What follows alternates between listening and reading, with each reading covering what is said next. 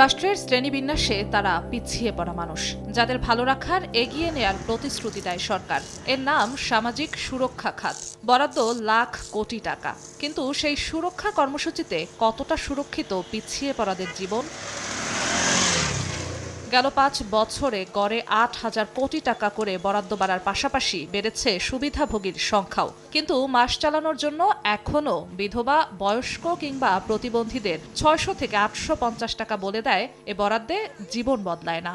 অনেক কষ্টে খাইলে সারাদিনই কিছু খাইনি, তবু কার কাছ কই না যে আমার বাদ দেওয়া খাই। মাসে পার মান্থে ৬ থেকে ৮,০০০ টাকা যদি একটা বয়স্ক লোকের যদি ভাতা দেয় তাহলে তো ভালোই হয়। আপু আপনাদের জন্য এটা আসবে, আপনাদের জন্য সেটা আসবে, একটা ব্যবস্থা করব, তো আমরা পাইনি না পর্যন্তই। ইফাদ রোশেক স্পার্ট মিক্সে আছে সবচেয়ে বেশি মশলার সংমিশ্রণ। ইফাদ রোশেক স্পার্ট মিক্স মশলা। তবুও যারা ভাতা পান ধরে নেন কিছু তো মেলে, বড় মুখ করে বলা যায় ঘরে পৌঁছেছে রাষ্ট্রের সহায়তা। কিন্তু যাদের যুদ্ধ চলে সুবিধাভোগীর তালিকায় নাম লেখাতে, ভোগান্তির ভয়ে সেই সুরক্ষাটুকুও চান না তারা। অল্প কিছু হলে পাইতাম তাহলে কষ্টটা কমতো, মানুষের কথা কম শোনা লাগতো। দেই আমরা তো পাইনি, বহুত দেয় যে চামচারাই খায় ফেলা। আমরা দুইজনে খুব বয়স হয়েছে, আমরা কারোর সাথে কোনো সহযোগিতা আমরা পাইতেছি না।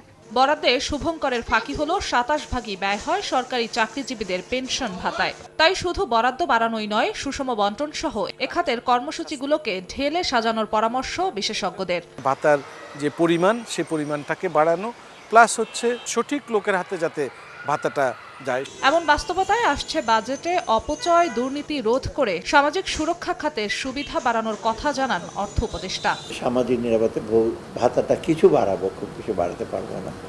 একটা ইন্ডিকেশন যে তারা ওই যে বয়স্ক ভাতা আছে, তারপর অন্ধদের জন্য ভাতা আছে, যেটা সামাজিক নিরাপত্তা। গেল কয়েক বছর বরাদ্দ বাড়লেও বদলায়নি বন্টনের ন্যায্যতা। সেখানেই জোর দেওয়ার পরামর্শ আসছে বারবার।